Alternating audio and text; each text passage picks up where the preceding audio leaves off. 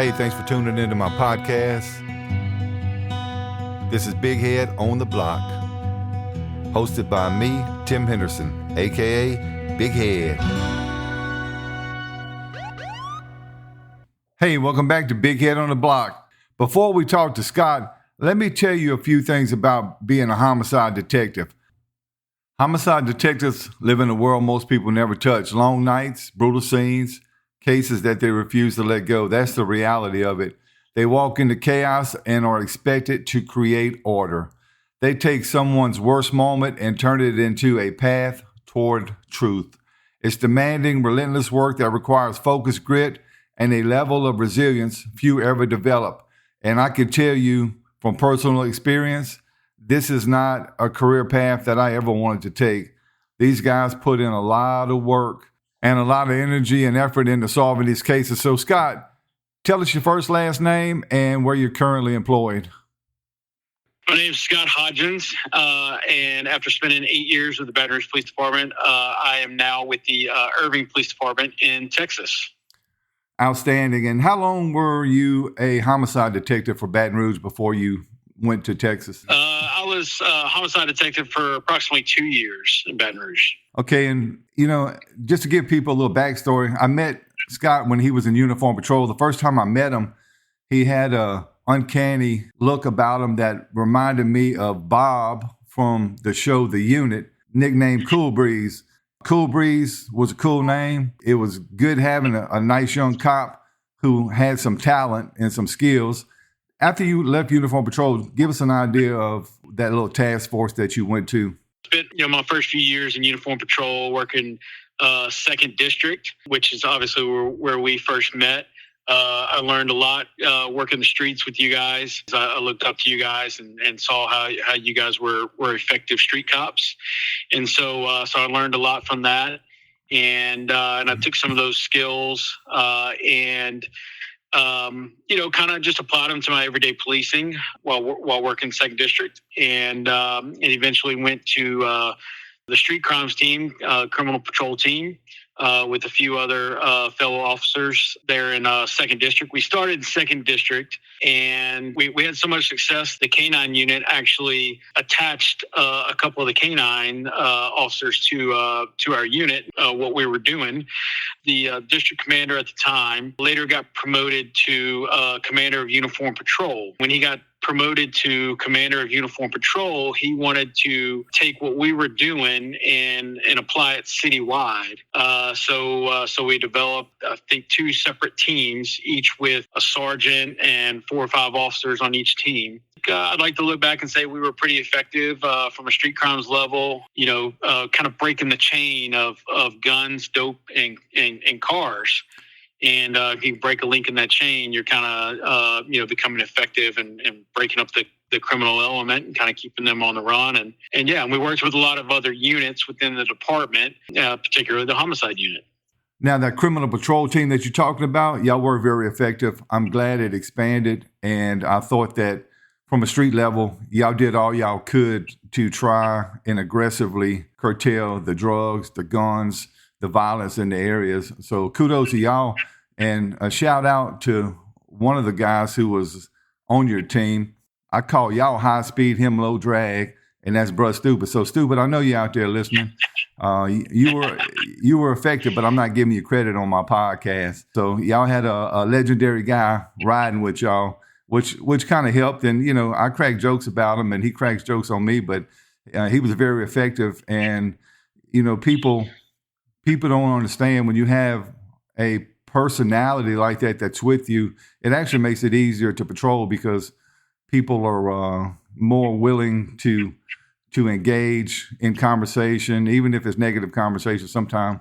But y'all were definitely very effective. I'm glad you moved to homicide because the podcast is going to be based on homicide, and we're going to try to give everybody just an idea of how in depth being a homicide detective is. And I want everybody to know I'm not the kind of guy that can do long-term investigations. I want to get to it and get through it. I don't mind doing something for a day or two, but I'm not the guy that can put together a binder and work on something for weeks, months, and years. So kudos to you and your type that are able to do that. When you first went to Homicide, you were selected. They probably posted a letter. They had interviews and you were selected. Is that the process you went through? Yeah, so I actually went through the process a couple of different times. First time I didn't get selected. Then the second time I did get selected. That second time we went through the process. They posted a letter throughout the department. I already had a working relationship with some of those guys in Homicide. I would like to think that helped me get to the unit. They already knew me. They knew I like to I worked on the streets. Right. And so I would think some of that helped me to get in the unit, because I got in the unit at a pretty young point in my career, if you will, after 6 years on the department. Right. But I think the thought process was that they could train me the way they wanted to train me as a homicide detective, and not come in with any bad habits that you may learn from other units that do things differently. Right. And to the cops out there listening, I want y'all to know this. It took him 2 times to get selected, but what he did, he didn't pout the first time. He went out and he continued to do the work. And people notice there's 2 different types of cops. There's workers and non-workers. This guy's always been a worker. He put in the work. The homicide detectives, because of the nature of the strike force that he was on, the criminal patrol team, he would have encounters or interactions with the homicide detective. So they obviously knew his work ethic. But my point is, don't take no for an answer the first time. The first time I made detective, I was 12 years. I was a street cop and I really didn't want to be a detective. But I started putting in around 10 years. I got turned down quite often for a multitude of reasons. Sometimes, it's just other people that are more affiliated with the division and or personality conflicts. But I continue to do my job. Always do your job, and they're going to notice. Sooner or later, they're going to notice. And I was given an opportunity to be a detective in my 12th year, and, it was a good learning experience. I went back to patrol after that, and then stayed in patrol, made sergeant, and eventually I went to Crime Strategies Unit, the Intelligence Division, Crime Gun Intelligence Center or group, whatever it was called. And so I had a good career. I really loved it, but I want everybody to know, if you get turned down, it's not the end of the world. Keep doing your job. Would you agree with that assessment? Absolutely. Absolutely. I've been turned down for multiple positions over the years. You just keep trying.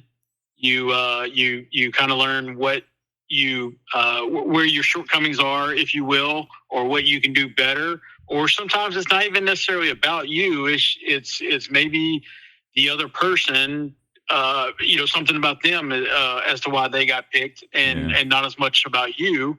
It's kind of what helped me, because when I went through the interview process the second time around for homicide, they were interviewing for one position for sure, and potentially a second position. And that second time around, I was not picked for that first position. However, I was picked for the second position, which didn't come around immediately. It was a couple months down the road. Yeah. And when that position came open, I got the call, and I was able to go to homicide from there. Yeah, and that's good, man. And 6 years, that is kind of early, but sometime in the selection process, friendships, sometime other people are just better suited for that particular division, and or sometimes it just isn't your time, right? But keep doing the work. You did the work. You continue to apply, but you continue to work. And I know I said that a few times, but people, you got to do your work, because you out here to provide a service for your community and for your department. And you can't take a little setback like not getting selected and just go and be pissed off at the world. You just got to do your job, and your time will come. So when you made it to homicide detective, I'm sorry, I cut you off. No, absolutely. I was just going to say that even though I didn't get selected, I was still having a blast working some of those areas, like the second district. There was a lot going on. It was still fun to be out there on the streets, chasing the bad guys, finding the dope, getting a gun off the streets. Those things were all still fun. Yeah. So I just kind of continued with what we were doing and what kind of got me to where I was. And then when the time was right, the phone call was made, and the rest is history. Jerry Bloom always told me you usually wind up where you belong. So although it takes some time, energy, and effort, and maybe you never get selected for the position, but maybe you just weren't the guy for the position, and maybe it wasn't in the cards. That's as simple as that. You're not always going to get what you want in the police world or in life, but drive on. So day one, homicide. Now, I remember my first day when I was a burglary detective. I remember not having a clue what detectives do because I was a street cop. So tell me, because I'm sure you had some friends in there or some people that you've talked to, tell me what day one looked like. Tell me if you had nervous energy. Tell me, kind of what your feeling is as you're driving to work and as you get to work. Yeah, I was certainly a little nervous. I wanted to go in there and provide, be able to pick up kind of where I left off from the streets, as far as being a good cop, being a good detective. I was always interested in how do you go from having a murder to having it solved days later or whatever whatever it may be. There's a process there that unless you're involved in these investigations, you just don't know everything that takes place behind the scenes to get to where you're at. And I'll use the first murder I worked in homicide. That was that first week I was in homicide. My partner and I, we were dispatched to a homicide that occurred in Spanish Town. And it was a male victim. It was kind of a abandoned area on the east side of 110, if you will. And we didn't know who the guy was, much less what happened. And the investigation went from not even knowing who this guy is to having a suspect in custody within about 24 hours. Wow. So it just kind of amazed me how fast we went from literally having almost nothing but a body to having a case solved. Yeah. So y'all beat the first 48-hour theme. Y'all got it done in half the time. Absolutely. On that one we did. Yeah. And it doesn't happen all the time, but hey, man, kudos to y'all for identifying a suspect. So because there's going to be a lot of people that aren't cops that listen to the podcast, let's just use this case as an example. You find a body that nobody knows who it is. So tell us a couple of things: fingerprints, canvass the area. How do you go about determining? And this is a generic answer. How do you go about determining the identity of a body when nobody may know this person in the area? Yeah, you would use fingerprints as a tool you could use.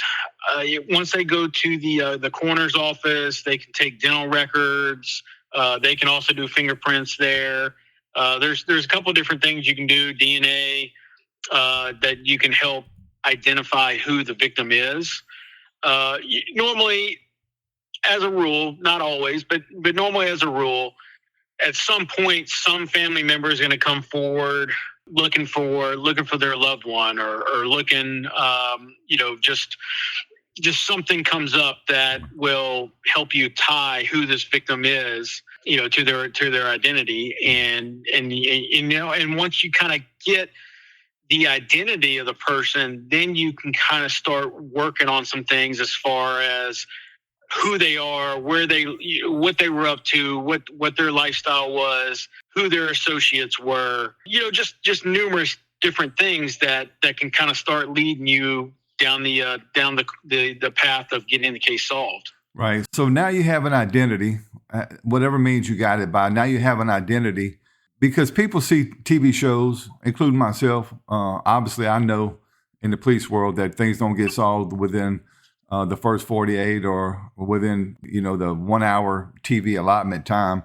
So y'all sometimes have to keep a lot of case notes and stuff. So tell me how the documentation process starts.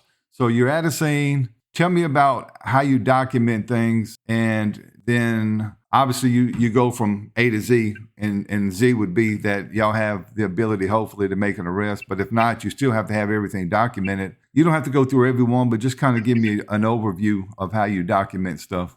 Yeah, of course, there's a lot of documentation required with some of these cases. I mean, it still is. And I'm not in homicide anymore. I am in detectives. I'm a crimes against children detective now. And I just wrote last week a 27-page report, just documenting, a case I was working. So Well, look, when I went to the scene. Let me interrupt you real quick. For those out there that know me, if I had to write a 27-page report, I would have transferred the next day. So kudos to you for putting up with that kind of work, man. I can't get bogged down like that, man. It ain't in my DNA. It is hard to sit behind the desk sometimes when you have to sit there and type. It is not the most fun part of the job. I can tell you that much. Yeah. All right. So get back to day one documentation. Yeah. So when I went to the scene, you're working alongside the crime scene investigators. We worked hand in hand with those guys. They knew a lot of times what we liked, what we wanted, what we were looking for. We communicated with them. We told them what, and they knew from experience what photos to take, what evidence to pick up, all those different things. I would kind of independently because crime scene would do this themselves, but I would do my own, I would make my own notes and make my own sketch of the scene. And it was just a way for me to reference the scene once we left. I could look at my notes and look at my sketch of the scene. And believe me, my sketch was very rough. I was no artist. However, it kind of gave me the picture I was looking for and kind of jogged my memory of different parts of the scene. And you can always go back and look at photos and those things as well. But this is just something that kind of registered in my mind. So that was something I always did, was just kind of do my own sketch and make notes kind of based on that sketch on what I saw and what I knew right there from the scene, and then go from there. You keep your own case notes, obviously, but you see on TV, these cops always looking at pictures and stuff. So crime scene, do they get pictures and other, obviously they're not going to have DNA results or anything like that for you, and fingerprints can come sometime quick, sometime not, but do they get you these photographs pretty quick to where if you need to start looking and analyzing, you'll have them immediately, or is it like a time, 3 or 4 days later? No, typically of course in today's world, everything is digital. So they typically would, after they would, let's say, clear the scene, they would typically go back to their office, and one of the first things they would do was start uploading photos so that we would have access to those photos pretty quickly. Because we would go back and reference some of those photos sometimes. So, and they knew that, and and a lot of times we could even, if we told them ahead of time, we could put a rush on it and tell them, hey, we need this, as soon as you get this photo uploaded, let me know, or send it to me, or whatever it may be. But typically it was within a few hours we could get those photos uploaded and have access to them. Gotcha. So I understand that y'all canvass the area, y'all do all kind of other investigative techniques and stuff. Y'all utilize, especially because I was a street cop that was active in the areas you're talking about, 2nd District, the Highland Road Precinct. Do y'all openly want help from the street cops that have institutional knowledge of the area and the inner workings? Does that help y'all as much as y'all doing your own investigation? Absolutely. So as a 2nd District guy, I knew a lot of the players in 2nd District. I knew where they lived. I knew who the regulars were. I knew who was constantly being arrested. I knew who constantly had contact with police. But you go somewhere like 4th District on the other side of town, I didn't know 4th District as well. I knew a little bit because of my time in street crimes on a criminal patrol team. Right. But I didn't know 4th District as well as I knew 2nd District, for example. Or I didn't know 3rd District as well as I knew 2nd District. So yeah, we would lean on some of the street cops in some of those areas to see if they knew this guy, if they had interaction with them, if they knew where they hung out, who they hung out with, who they might be beefing what they with. were up to. Yeah, exactly. And you could get some of that information and kind of run with it from there. So yeah, and to the cops out there that's not detectives, understand your role as a street cop. And I think you'll agree that I kept pretty updated with the activity in my area. And I knew the players, I knew the games, I knew the beefs, I knew what might happen, who might be involved in it. But I always like to tell people, it's my job as a street cop to give homicide or whatever detective division as much detail as I can, whether it be from informants, relationships, or just personal knowledge. Absolutely. But it's important that the detectives are receptive to this, but also understand we can't necessarily prove your case, but we can give you some guidance. So, we all like to solve cases, but a lot of the street information I got was solid, but it still doesn't necessarily give you probable cause to make an arrest. So tell me, if I give you information, I say, this is who did it. This is why I believe they did it.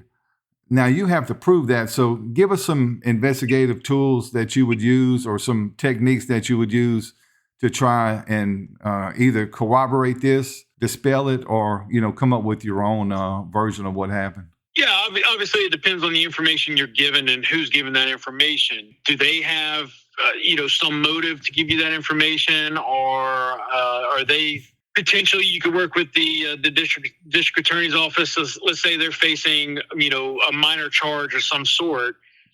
Sometimes you could work with the district attorney's office and say, hey, if this guy provides us credible information regarding a homicide, can we work to maybe reduce their charges or something? Give them some sort of break in the court system. There's different angles you can kind of go at when dealing with some of these people at the street level, and kind of like what you were saying at the street cop.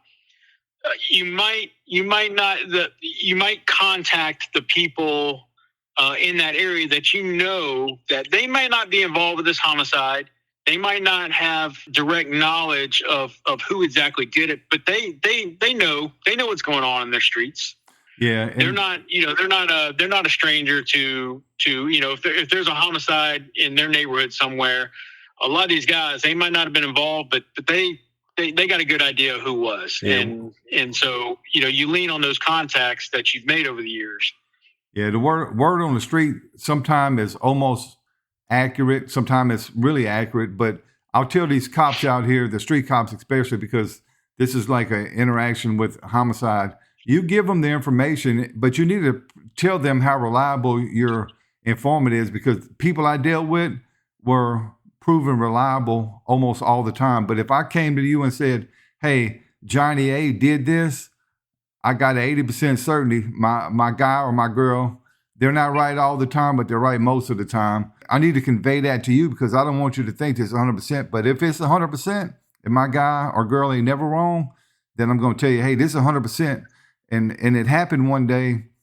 It actually happened quite a few times, but one time that sticks in my mind that just popped out was when Aramis Jackson killed the lady and then shot her daughter, Ariana. I got a street informant who had been proven reliable that told me that it was such and such a son.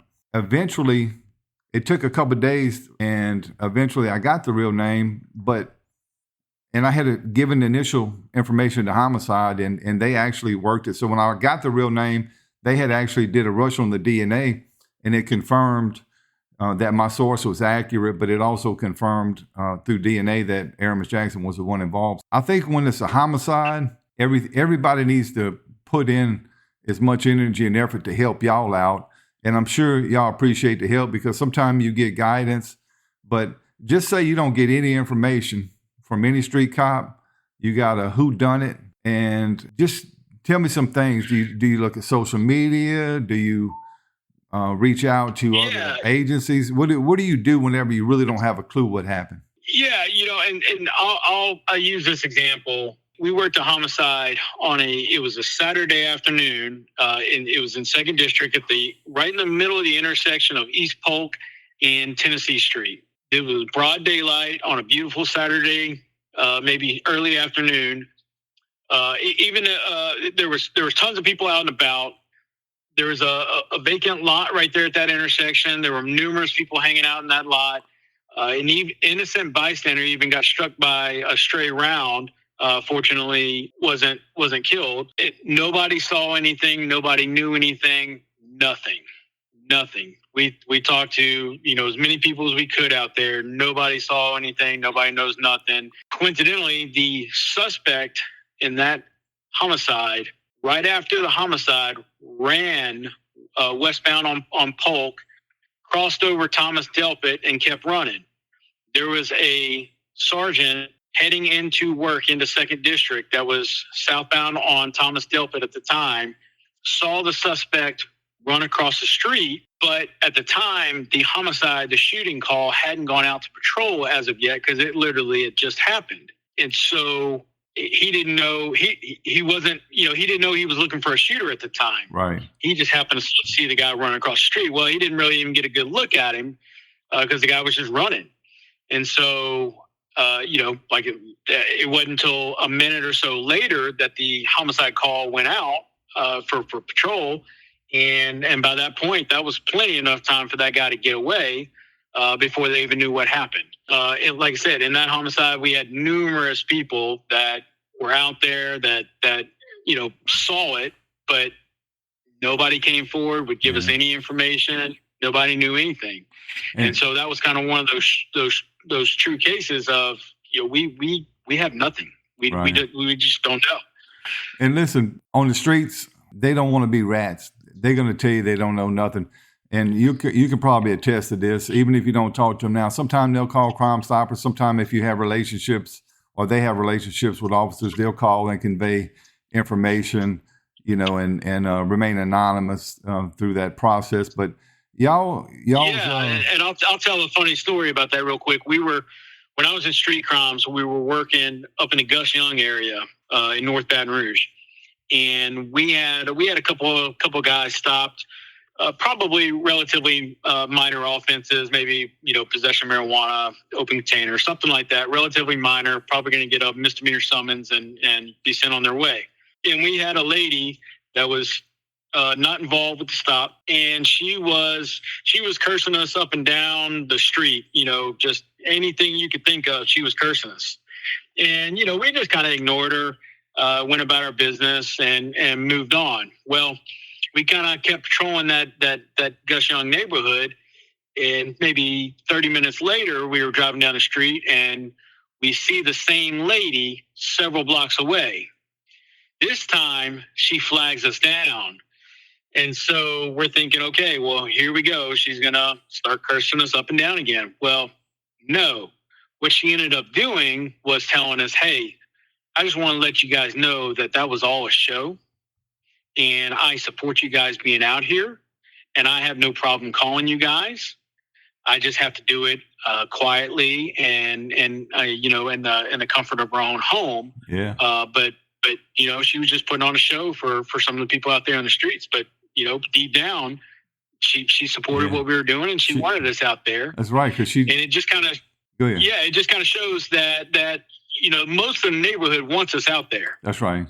They want a good quality of life, and cops, don't be distracted by. There are some people that act like asses out there. There's no doubt about it. But that what he's talking about, if you're a true street cop and you understand the dynamics of the street, you understand that her show that she put on was a little elaborate. But when you made the block, if you will, and came back, she told you she supported you because most people do support you. And these people, now, just to show mindset, right? Everybody saw her cursing y'all out. F the people, I hate y'all, whatever. Stay out of my neighborhood, white folks, whatever whatever the dialogue is. Because that's how they have to survive in these neighborhoods. They can't outwardly show that they're in support of police most of the time. So understand you can maneuver and put up with a little belligerent attitude because these people will help you. Most people, and I tell people this, and they get confused, but most people, especially in the Baton Rouge area, like the police. In these neighborhoods, they need the police. You're really the only thing that controls their quality of life. And if you're not there, it would be mass chaos. So kudos to y'all for stopping again, because some cops would have just drove right past her thinking, I don't feel like dealing with her, right? Wouldn't you agree? Absolutely. All right. Yeah. So you see what they have to say sometimes. See what they have to say, man, because they might even whisper it to you. I mean, I've had people tell me stuff as I'm walking away. They'll whisper something to me. I get it. The more accessible you are, but you also have to be respectful, and you also have to be trustworthy. If you utilize them in some capacity after they gave you some information that they wanted to remain anonymous, and you expose them, nobody will ever talk to you again on the streets, because that'll run rampant. And they're like, I ain't telling Big Head nothing. I'm going to ask you a couple of bullet questions, just bullet points to kind of give my people and me, because I've never been a homicide detective. I've been around y'all. I've been around questioning. I've been through that whole process. I do watch some crime TV from time to time. Whenever a husband or wife gets killed, y'all always look internally first, right? And then expand out. Would you agree with that assessment? Yeah, absolutely. You gotta eliminate the people that are, most close to them, if you will, especially, in some sort of domestic relationship. A lot of it comes from, it's one thing for somebody to get gunned down in the streets, but it's something else in the home. Right. And you kind of, you have to look internal first, and then, expand your search from there, until unless the evidence is leading you somewhere else. So if you can't totally eliminate somebody, because I see it happen on TV all the time. I look at Dateline and some of these cases, Dateline smoking gun, and I see that the primary focus is, I'll just say internal, the immediate people, the family members, friends, and stuff like that, especially if it's in the house, like you said. But I see a lot of times they put so much pressure on these people that let me just rephrase, let me just start over with the question. Is it hard for you to unfocus your attention on somebody that you think is guilty? Because a lot of times they're not guilty. And I just saw a show the other day.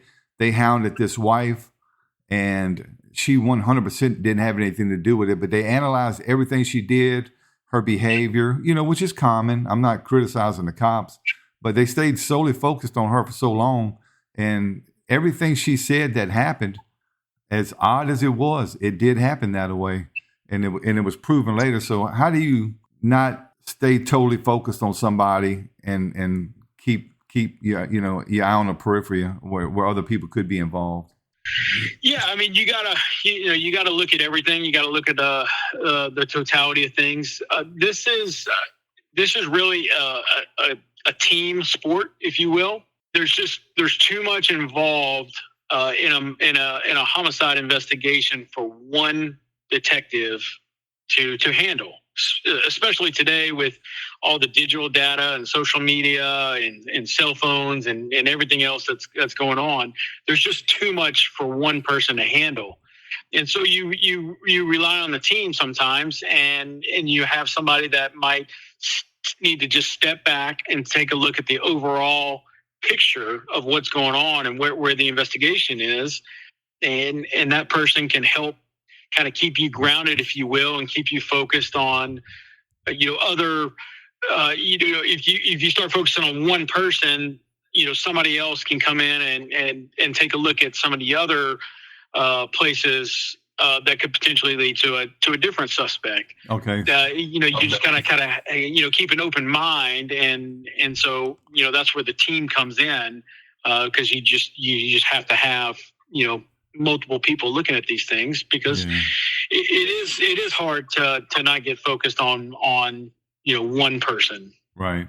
And if the evidence, or if there's suspicion there, Right. And look, I'll tell you, one time I was in intelligence. I was working a case. I think it was a non-fatal shooting. But the one thing that I found was 9 out of 10 led me to this person being guilty. And right at the end, one thing didn't. But I could have probably even got a warrant, but there was still something internally that was telling me, keep looking because this may not be what it seems. And this person was 100% not guilty of the crime. But the first 9 things that came about, evidentiary-wise and statements and everything, I would have put them in jail and they would have been in jail saying how they were not guilty and they would have not been guilty. So it is hard, and I've never been a homicide detective. So kudos to y'all for, trying to be open-minded. I see a lot of these interviews on TV and the detectives, when they find out that they were wrong, sometimes they feel bad, sometimes they don't. There was a Dateline or 48 Hours called The Rouge, and they put this guy, and I did a podcast on it, man. It was one of the most horrible things I've ever seen or heard of in the police world. They put this guy, they arrested him, but they also put him in a 72-hour hold. His dad was alive the whole time, and they charged him with the murder, but then they put a 72-hour hold on him. It's much too elaborate of a case to talk about, but they were solely focused on him and not believing him. But I think detectives and cops in general need to understand everybody reacts different, right? You've been to a lot of homicide scenes. So my next bullet question is this. Everybody reacts different to their loved one being killed. So do you put such an emphasis on whether they cry or whether they show any kind of emotion? Would that say, in your mind, will that be a telltale one way or another? Well, you're right. Everybody does react differently. Depending on the reaction, it might raise your suspicions a little bit because, yes, everybody does react differently. However, there is, some things that are considered normal response. And so if you don't get, what we kind of consider normal response, which can be, multiple different things that could be considered, normal response. But if you don't get something in there that you would consider normal response, it does raise your suspicions a little bit, and you may have to dig even harder. Doesn't mean they necessarily did it, but it certainly, raises some suspicions there that might need to be explored a little bit further. And look, in police work in general, and I'm sure in homicide, you base a lot of things on the norm, on what a reasonable person would do. And then you have to go on your own gut instincts. You have to go on the emotional response that you see and your gut feelings telling you this is not normal. So it's just a reasonable person theory, I guess, would be the easiest way to explain it. So, homicide detectives, y'all's objective is to solve the homicide because the dead person, y'all the only person that is working for this dead person because they can't help themselves, obviously, right? We have to speak on their behalf. We have to present a case that kind of speaks on the victim's behalf because, like you said, they can't speak on their own behalf. So gotcha. We have to present a case, put a case together that speaks on their behalf. And you have to have a certain mindset to be a homicide detective, right? You have to be okay with prolonged investigations, but you also have to be okay not only seeing dead people, but going to autopsies and seeing their whole bodies cut up, right? Yeah, you learn a lot from an autopsy. We fortunately had some good doctors at the coroner's office that would explain different things to us while we were in an autopsy. I learned a lot from going to these. Bullets do funny things once they enter your body, or even a knife. Because I did work, a few stabbings, fatal stabbings, and you learn what a knife can do. Right. But it's very interesting sitting there talking to the doctors. So we had good doctors that would explain to us what they're seeing and how it caused death. And so you can learn a lot from attending these autopsies as a detective. So you take all the information you get from your initial sources, your investigative techniques or means. Then you have an autopsy, you have crime scene that's compiling data for you. And ultimately you get a whole bunch of information. Does it ever get overwhelming in a case and you just like, hey man, this is, this is way too much information for me to comprehend at this time, and you have to take a step back for a few minutes? Well, yes, and that's the key part of having a team in some of these investigations, because there's just so much stuff going on that you need somebody else to kind of look at different things. You need, we have analysts that can cut through some of the data. We have, just different. You have, people like in the crime lab that can, look at some of the forensic evidence. There's just different people that are involved in the case that really truly make it a team effort. And you have to have these people, because it's just, sometimes it's just too much information for one person to process, and you can't know it all. Right. Nobody knows it all. So you just kind of, you rely on some of these other people to kind of help you out with some of these cases. Yeah, I think you explained that really good, even bringing in analysts and stuff like that, because people don't understand just how involved working a homicide or even another major case that not necessarily a homicide is, all the resources that it takes. People want immediate answers. So, as we wind the podcast down, let me ask you this question. A lot of times the media gets mad, and the media, they need to understand that y'all can't release case-specific things a lot of times, because I'm going to use this as an example. If a guy gets stabbed in the eye, right, that's something that's pretty unique, and it doesn't happen often. So you can't say that this guy got stabbed in the eye, because at some point in time, if you get information coming in, and just say I call you as a street cop, say, hey, man, my guy says another guy stabbed him in the eye. You don't have to confirm or deny that to me, because my objective is to get you this information. But if it corroborates what you know, then you know that we're on the right track, right? So absolutely, yeah. So the information that the media wants, because they want everything right away, is it fair to say that we're only going to tell you the basics because we don't want you to mess up our investigation? Do they ever annoy y'all or try and put pressure on y'all to give information? Occasionally on like a high profile case, but we're only going to give out the information we want released. And so, for example, let's say that there is a known suspect vehicle out there. I'm not going to go out to the media and say, the suspects were last seen in a white Tahoe, because we know that information.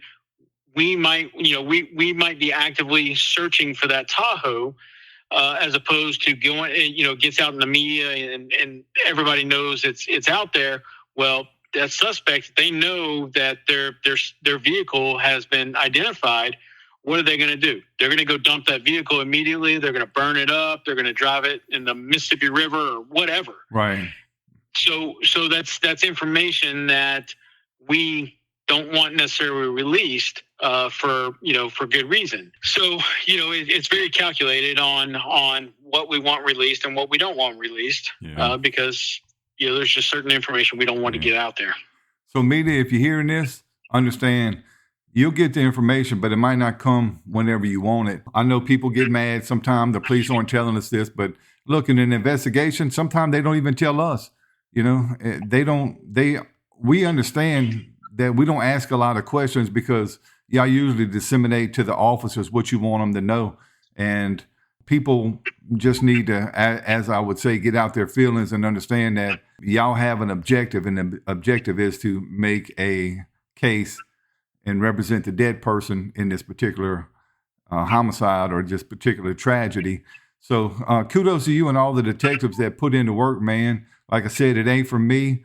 I never put in. I enjoyed being around you and y'all, the other homicide detectives that were out there actually doing their job and doing it well. I enjoyed giving them information. When I first came on, we had a really good crew, and they had a lot of good people in there.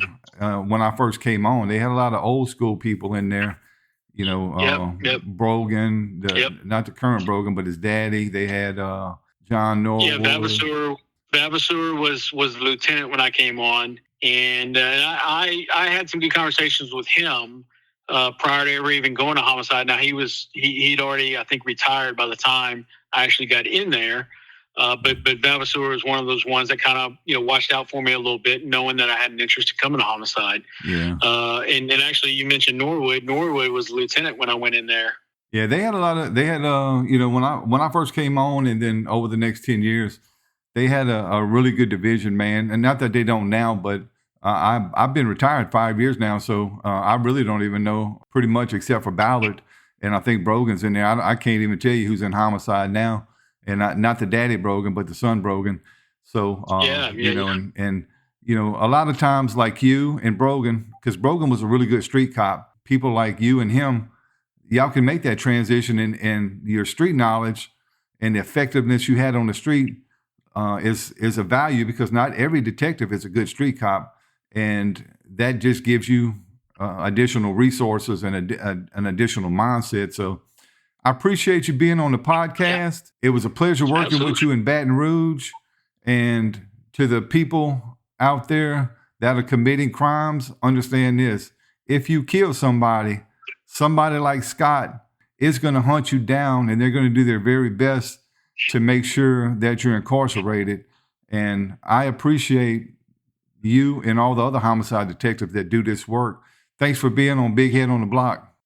Yeah, absolutely, Tim. I appreciate you having me on the show. And I'll say that, it was guys like you and a few others that, kind of helped form me as a street cop, which kind of led to later on me becoming a homicide detective. But it's you guys out there kind of mentoring us when we were young cops on the street, and how to effectively police in some of these areas. And so I appreciate, everything you did to help mentor me and help me learn the streets. Yeah, it was always a joy having people that were motivated like you, man, to share the knowledge, the experience, because some things on the street level, you have to be around street people, like Bruh Stupid, like me and other people Absolutely. that you were around. That's something that I don't think younger cops care about anymore. But even when I was when I was a younger cop, I paid attention to the older guys that were successful. So, kudos to you for allowing us to be part of the evolution of your career, man. And like I said, absolutely. Thanks for. I enjoy just tailing you guys around sometimes. Just trying to learn how you guys do it. So yeah, absolutely. And I tell people, put your egos aside, man. If somebody's good at what they do, and I talk about Brian Watson all the time. I don't know if you work with Brian, but when I was looking for fugitives, I consider myself an expert tracker. But when I had questions, I always deferred to Brian because he was better at it than me overall. He had some techniques and tactics that he taught me.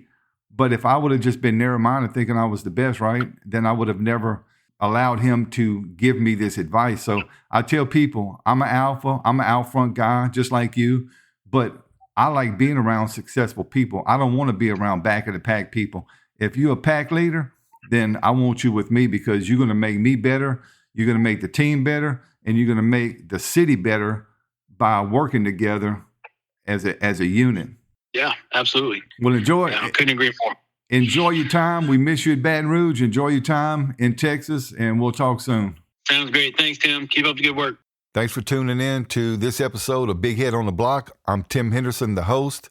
I look forward to dropping another podcast soon. Please give us any comments, likes, dislikes, or any topics y'all would like to discuss. Thank you.